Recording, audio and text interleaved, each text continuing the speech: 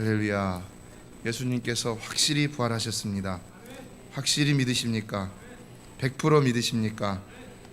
옥스퍼드 대학의 역사학 교수였던 토마스 아놀드라는 사람은 나는 여러 해 동안 과거의 역사를 연구하고 그 사실을 조사하고 이에 대하여 기록한 문헌과 유물을 고증하여 그 사실 여부를 역사학적으로 조사하여 오는 중이다. 그런데 하나님께서 우리에게 주신 표징, 곧 그리스도가 죽으셨다가 다시 살아나셨다는 사실보다 더 분명하고 완전히 이해할 수 있는 사실을 인류 역사에서 보지 못하였다라는 말을 했습니다. 예수 그리스도의 부활은 확실한 학적으로도 역사적인 사실이라는 것입니다. 또 한때 영국의 무신론자였던 리들스톤이라는 사람은 자기들이 무신론을 주장하는 데 있어서 두 가지 장애물이 있다는 사실을 알게 됐는데, 하나는 예수님의 부활이었고 두 번째는 사도 바울의 변화였다고 합니다. 하나님을 부인하려고 하다 보니까 거치는 것이 있어요. 이 문제를 해결하지 않으면 하나님을 부인할 수 없었다는 것입니다. 근데 그 문제가 무엇이었느냐? 하나는 예수님의 부활이었고 또 다른 하나는 사도 바울의 변화였다는 것입니다. 어떻게 예수님이 부활하셨는가? 어떻게 사도 바울이 그렇게 변화가 되었는가? 예수 믿는 자들을 죽이려고 다니던 사람들이. 그런데 그래서 이것을 알기 위해서 연구를 하기 시작했는데 다음과 같은 결론을 얻고는 예수를 믿게 되었다는 것입니다. 우리도 더 이상 이에 대한 반증을 할 수가 없었습니다. 우리는 이 연구를 통해서 오히려 예수님이 부활하셨다는 사실을 확인했을 뿐 아니라 우리들이 죄인임을 잊고 살았음을 깨닫게 되었습니다. 그리고 어쩔 수 없이 그 예수님을 우리의 구주로 영접할 수밖에 없었습니다. 여러분, 예수님이 부활하셨다는 사실을 부인하려고 덤벼들면 덤벼들수록 오히려 예수님 부활하셨다는 사실을 인정할 수밖에 없게 된다는 사실을 우리는 깨달을 수 있어야 하지 않겠습니까? 그러나 이런 거 저런 거 아니더라도 우리는 오늘도 우리의 삶 속에서 부활하셔서 살아서 역사하시고 계시는 그 주님께서 역시 우리 가운데 부활을 증거하시고 계시기 때문에 우리는 그 주님을 만난 자로서 능히 부활을 믿지 못할 이유가 없는 줄로 믿습니다.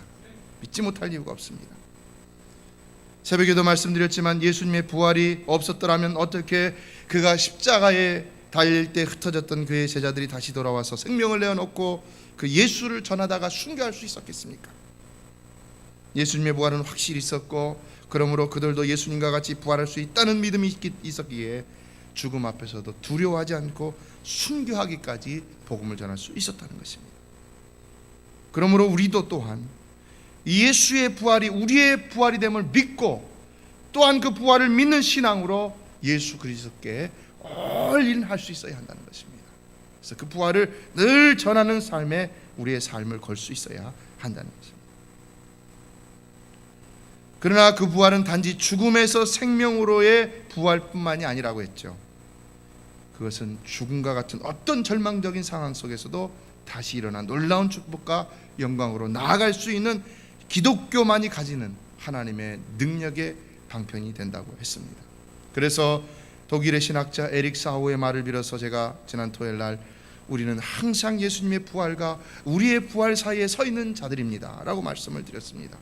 우리는 어떤 절망스러운 가운데서도 항상 예수님의 부활이 나의 부활이 되는 그 기로에 서 있는 자들이라는 사실을 기억하고 우리는 우리가 십자가를 지는 것 같은 어떤 절망적인 상황을 맞이한다 할지라도 항상 거기서 다시 부활할 것이라는 소망을 잃지 않고 오직 믿음으로 인내하며 결국에는 부활을 체험하는 자들이 되어야 한다는 것입니다.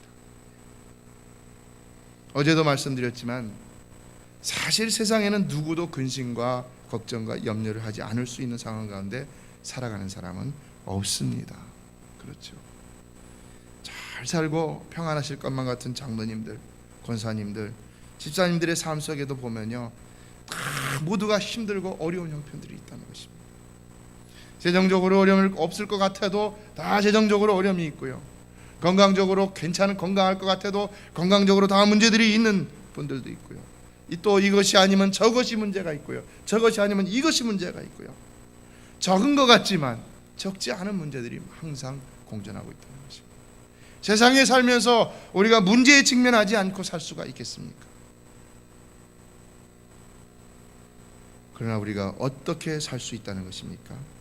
다만 부활의 믿음으로 웃으면서 살 수 있다는 것이죠.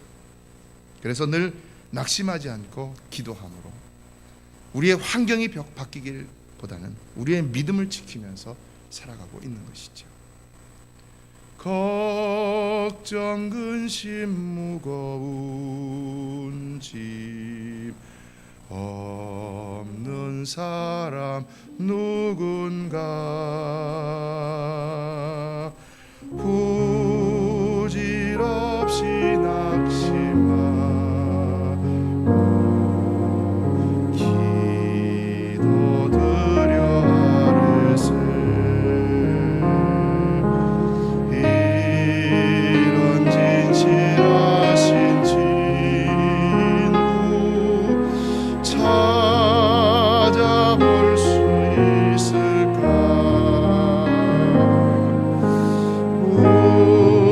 우리 약함하시오니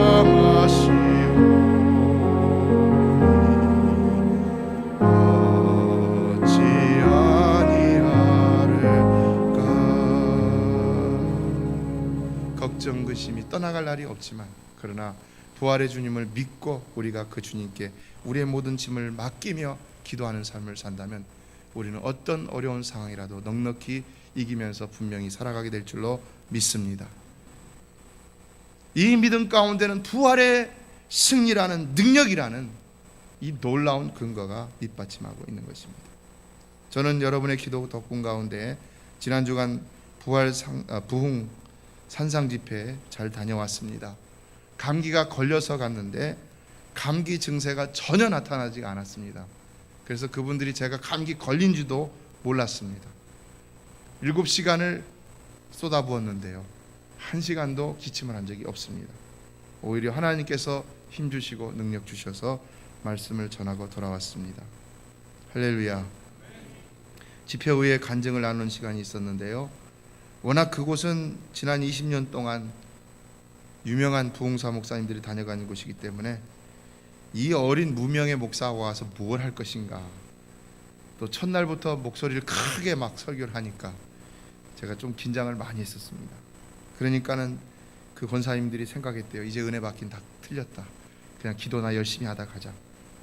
그랬는데 하나님께서 많이 은혜를 주시더라는 것입니다. 놀라운 일이 많이 일어났다고 간증하는 것을 들었습니다. 어떤 분은 집회 가운데 기도하는 가운데 대상포진이 이렇게 걸려갖고 올라왔는데 그게 하루 만에 딱지가 딱 져버리는, 다음날 아침 일어나니까 딱지지면 딱지 때문에 떨어지는 거거든요. 그게 하루 만에 고쳐질 수 있는 병이 아닙니다. 몇 달 가는 병인데. 또 어떤 분은 가정의 문제를 가지고 기도를 하다가 말씀 가운데서 해답을 얻어갖고 간증하는 모습을 봤고요. 어떤 분은 사업의 문제, 어떤 분은 관계의 문제, 어떤 분은 자녀의 문제, 어떤 분은 진로의 문제. 그리고 가장 기뻤던 것은 무엇보다도 한 100명이 넘는 사람들이 나와서 간증을 하는데요 영적인 문제를 해결받았다는 사실을 고백할 때 가장 기뻤습니다. 성도 여러분, 우리에게 가장 중요한 것은 영혼이 잘 되는 것인 줄 믿습니다. 어제 한국일보 칼럼을 보니까요 어느 수필가가 우리의 영혼은 무게가 21g밖에 안 된다는 글을 쓴 것을 봤습니다. 왜냐하면요 사람이 죽을 때 몸무게를 달아보면 갑자기 죽는 순간에 21g이 없어진다는 것입니다. 그래서 그것이 무엇일까 생각해 봤더니 그것이 영혼의 무게라고 가정을 한다는 것입니다. 그런데 그 21g의 영혼의 무게가 어떻게 하고 있습니까? 우리의 200파운드가 넘는, 물론 여러분 해당이 안 되시겠죠.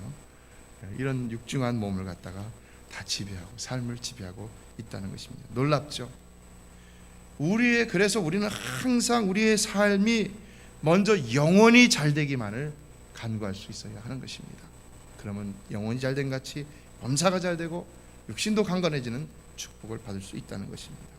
이번에도 그 퀸장로교회에서 제가 전화를 받을 때마다 기도하고 있습니다. 그런데 굉장히 부담이 되더라고요. 근데 한편으로 안심이 됐던 것은 그래도 그분들이 기도하고 있기 때문에 뭔가 되긴 되겠구나 했는데 역시 그분들의 기도, 몇 달 동안 수백 명이 모여서 기도한 그것이 하나님의 응답을 가져왔다. 또 여러분들도 열심히 기도해 준 것을 알고 있습니다. 여기서 밤마다 철야하면서 기도했고요, 금식하면서 기도했고요, 그리고 그 전에도 기도했고요. 이런 모든 것들을 알기 때문에 모든 영광 하나님께 돌리며 여러분에게 감사의 말씀을 드립니다. 그러나 여러분, 우리가 기도하면 반드시 응답받는다는 이 밑바탕에는 무엇이 있는 것입니까? 그건 거기에는 바로 부활의 능력을 믿는 믿음이 있는 것이라는 것입니다. 그래서 그 믿음은 크면 클수록요, 더 많이 기도하겠습니까? 더 조금 기도하겠습니까? 더 많이 기도하는 것이죠. 아이러니하게 믿음이 크면 그냥 믿고 맡기고 기도 안 할 것 같은데, 믿음이 큰 사람일수록 더 많이 기도한다는 사실입니다. 그렇죠? 오늘 예수님은 이 부활의 능력이 무엇인지를 우리에게 가르쳐주고 있습니다. 예수님께서는 이 나사로가 죽었다는 소식을 들었을 적에 마르다에게 그 죽은 나사로가 다시 살아날 것이라고 말씀하셨는데, 마르다는 그것을 대해서 이렇게 말합니다. 그가 마지막 날 부활에 다시 살 것을 믿습니다. 내가 믿습니다. 그러니까 마르다의 부활의 신앙은 어떤 것이었습니까? 마지막 날에 다시 살 것을 믿는 신앙이었죠. 그런데 예수님 뭐라고 말씀하십니까? 마르다의 이런 고백 후에 나는 부활이요 생명이니 나를 믿는 자는 죽어도 살겠고 무릇 살아서 나를 믿는 자는 영원히 죽지 아니하리니 이것을 내가 믿느냐라고 하시면서 이 마르다가 믿는다고 했을 때 예수님이 나사로를 살려주셨다는 것입니다. 그 자리에서요. 마지막 날이 아니라 바로 그 자리에서요. 뭘 가르쳐주고 있습니까? 예수님 지금 여기서 말씀하시는 부활의 의미는 무엇이라는 것을 우리에게 가르쳐주고 있습니까? 그래서 분명히 예수님이 말씀하시는 부활은 우리가 마지막 때 부활의 때에 다시 사실 살아날 것만을 의미하는 것이 아니라는 것을 알 수가 있는 것이죠. 23절에서 예수님께서 나사로가 다시 살리라 라고 하실 때에 24절에서 마르다는 마지막 날 부활에는 다시 살 줄을 내가 아나이다 라고 했는데, 이것은 당시 바리새파가 가지고 있던 보편적인 정통 교리였습니다. 마르다는 분명히 부활 교리를 알고 있었다는 것입니다. 그러나 예수님은 그녀의 그런 대답처럼 나사로가 마지막 날에 다시 살아날 것을 확인시켜 주지 않으시고 바로 그 자리에서 그를 살려주심으로 그 마르다가 가지고 있는 부활에 대한 지식이 분명히 부족하다는 것을 알려주셨는데, 그렇다면 마르다의 부활에 대한 지식에는 어떤 부족함이 있었는가? 어떤 부족함이 있었다는 것입니까? 그 부활은요, 마지막 날에만 일어나는 것이 아니라 부활은요, 언제든지 일어날 수 있다는 사실입니다. 그런데 그 언제든지 일어날 수 있다는 사실에 그것을 우리 주님이 지금 설명해 주고 있는 것입니다. 성도 여러분,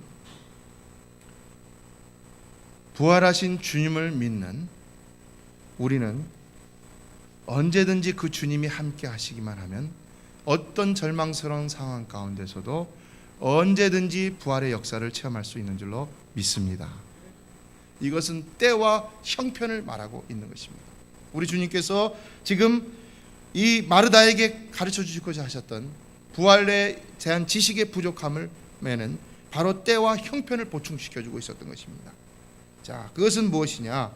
지금 우리가 오늘 읽은 말씀 속에서 찾아볼 수가 있는데요. 25절의 말씀을 보면은요, 나는 부활이요 생명이니 나를 믿는 자는 죽어도 살겠고 무릇 살아서 나를 믿는 자는 영원히 죽지 아니하리라 라고 있습니다. 여러분, 부활에 관해서 무엇을 말씀하시고 있는 것입니까? 마르다는 부활의 때를 말하였어요. 그렇죠? 근데 지금 예수님은 뭐를 말씀하시고 있습니까? 부활의 주체가 누구인지를 말씀하고 있는 것입니다. 그렇죠? 부활의 주체가 누구라는 것입니까?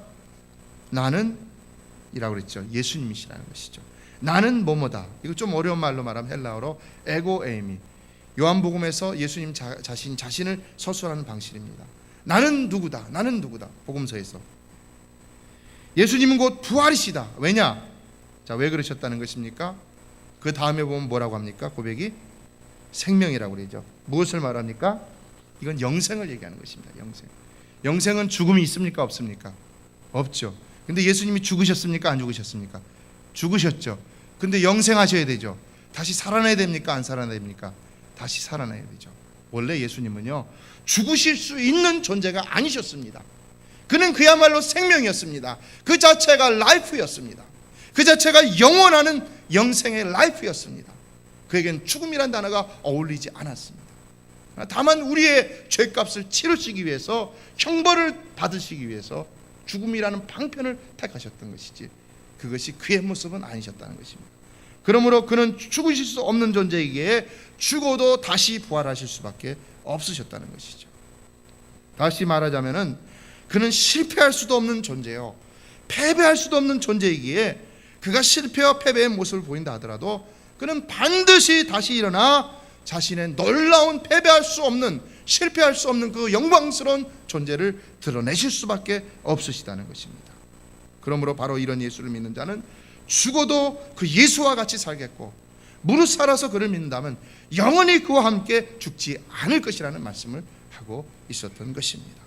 부활의 주체는 바로 언제나 의와 평강과 희락이 넘치는 하나님 나라의 주인이신 예수 그리스도이시기 때문에 우리도 그를 믿기만 하면, 또한 거기서 이 마르다와 나사로와 함께 하셨던 예수님이 함께 하셨던 것처럼 우리와 함께 하시기만 한다면 우리는 언제라도 능히 어떤 죽음과 같은 절망 상황 가운데서라도, 어떤 극한 상황 가운데서도 반드시 그 예수로 인하여 부활의 역사를 체험할 수 있다는 사실입니다. 여러분 믿으십니까? 믿으시기 바랍니다. 기독교 신앙에 있어서 굉장히 중요한 것입니다.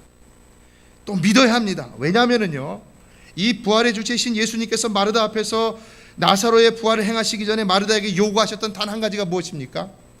뭡니까? 믿음이죠. 믿음이에요. 내가 믿느냐? 다른 건 묻지 않으시고 믿음을 물으셨다는 것입니다. 또 25절에서 26절에서 부활을 경험할 수 있는 조건도 믿는 자로 표현되고 있습니다. 여러분 확실히 믿으십니까? 확실히 믿으십니까? 확실히 믿으세요. 확실히.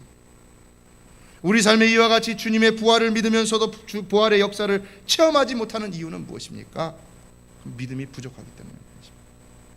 믿습니다, 믿습니다 하면서도 사실은 믿지 못하는 거예요. 믿지 못하니까 올인하지 못하는 것이죠. 믿지 못하니까 하나님께 전적으로 헌신하지 못하는 것이죠. 영생을 믿는다면 왜 영생을 위해서 우리가 전적으로 헌신하지 못하겠습니까? 영생을 못 믿는 건요, 영생을 믿기도 하고 현실을 믿기도 하고 긴가민가 하니까 이쪽에도 보험 들어놓고 저쪽에도 보험 들어놓고, 그럼 우리 신앙생활은 보험이 아니라는 것입니다. 그럼 확실히 세이빙 어카운트지 보험이 아닌 것입니다.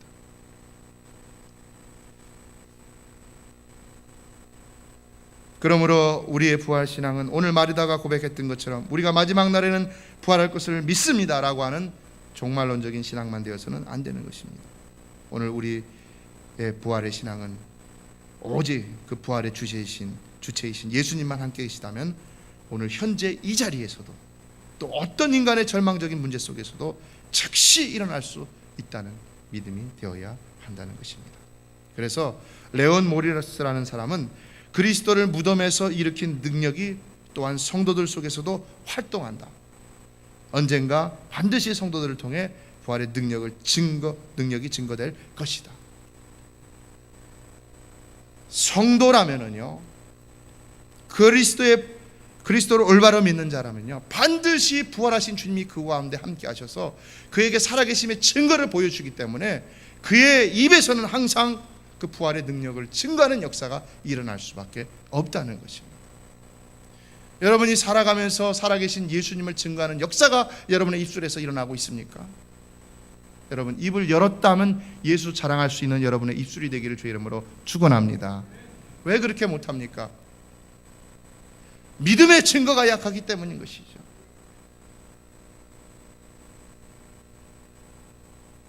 사실 부활을 믿는 믿음보다 더 큰 믿음은 없죠. 왜 그렇습니까? 부활은 죽음이라는 가장 극한 절망 속에서도 다시 살 것을 믿는 것과 같은 것이기 때문에 이것이 모든 인생의 문제로부터의 부활을 포함하고 있다는 것입니다. 죽음에서도 다시 살아날 걸 믿는데 무언들 다시 못할 것을, 다시 회복될 것을 믿지 못하겠습니까? 부활을 믿는 믿음은 가장 큰 믿음이라는 것입니다. 그래서 네츠라는 사람은 예수 부활의 기적은 이제 무덤에서 나와서 우리의 마음 가운데 항상 살아 있어야 한다고 그랬습니다. 그래야지만 능력 있는 삶을 살 수 있다는 것입니다. 그래야지. 기억하십시오. 하나님은 예수님이 십자가 위에서 고난을 당하고 있으실 때에 그 예수님의 고난 속에서 부활이라는 생명을 잉태시키고 계셨다는 사실입니다. 오늘날 우리도 고난 앞에서 무릎을 꿇고 쓰러질 수 있지만요, 그러나 그 고난 속에 우리 주님이 함께 하신다면 분명히 거기에는 놀라운 부활의 생명이 잉태되고 있다는 사실을 기억해야 한다는 것입니다. 이것이 하나님 역사의 운행의 법칙인 것입니다. 그래서 아브라함 마슬로우라는 사람은 그 사람이 얼마나 위대하느냐는 그 사람이 얼마나 많은 고난을 이겨왔느냐에 달려있다고 그렇게 말을 했습니다. 고난 없이 위대한 사람을 생각할 수 없듯이 고난 없이 여러분 위대한 거룩한 성도를 생각할 수가 없는 것입니다. 왜냐하면 고난을 통해서만이 하나님은 위대한 부활의 생명을 잉태시키시기 때문인 것입니다. 그래서 고난은 성도가 성도되게 하기 위해서 겪어야 하는 필연의 과정임을 우리는 깨달아야 하는 것입니다. 다만 우리가 로마서 5장의 말씀처럼 환난은 인내를, 인내는 연단을, 연단은 소망을 이루는 과정임을 알기 때문에 환난 중에도 즐거워할 수 있는 것이죠. 그러므로 우리는 이 필연적이고 피할 수 없는 고난의 과정을 맞아 낙심하고 절망하고 자포자기하는 자들이 아니라 언제나 부활의 신앙으로 큰 소망을 바라보는 자들이 되어야 한다는 것입니다.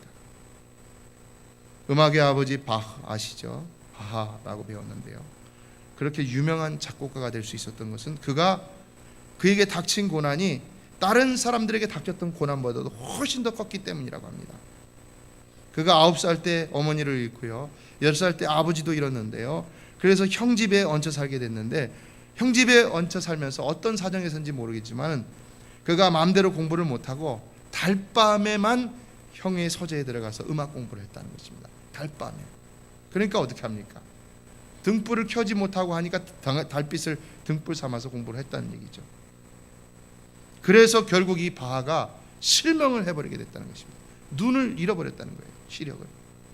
근데 유명한 음악가가 됐어요. 어떻게 이렇게 될 수 있었을까요? 어떻게 해요?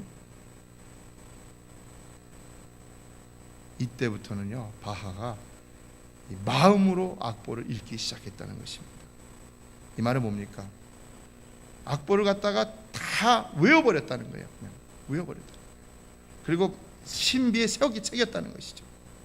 그리고 자기가 만든 악보를 갖다가 다 불에 태워버렸다. 그리고 또 다시 공부를 시작했습니다. 계속해서 이런 작업이 반복되었습니다. 어떻게 됐을까요? 그는 도저히 공부할 수 없게 만든 그 상황이 그로 하여금 더 높은 차원의 공부를 통해서 더 높은 목표를 이루도록 했던 놀라운 역사를 체험했던 것이죠. 여러분, 고난은 누구에게나 찾아오는 것입니다. 아까도 말씀드렸지만 건강의 어려움도 누구에게나 찾아오고, 자녀의 어려움도, 사업의 어려움도, 관계의 어려움도 누구에게나 찾아옵니다. 그러나 그 모든 고난이 크면 클수록 오히려 우리에게 더 높은 차원의 극복을 요구함으로 인해서 결국에는 더 높은 성취를 이루게 만든다는 사실입니다. 고난이 크면 클수록 하나님이 내게 주실 축복도 크다는 사실을 우리는 기억해야 한다는 것입니다. 고난이 크면 클수록 부활의 역사도 크다는 사실을 우리는 기억해야 한다는 것입니다. 왜 나만 이렇게 고난을 받는가? 왜 나는 이렇게 고통 속에 살아야 하는가? 그렇게만 염려하지 말라는 것입니다. 아직은 알 수 없지만, 그러나 언젠가는 반드시 하나님이 주실 그 축복의 놀라운 역사가 숨겨져 있다는 사실입니다.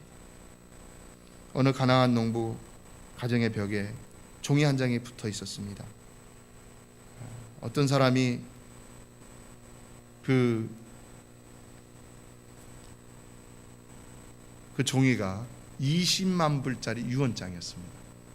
근데 이 사람들이 몰랐어요. 종이 붙어 있는 게 어떤 가치를 가지고 있는지.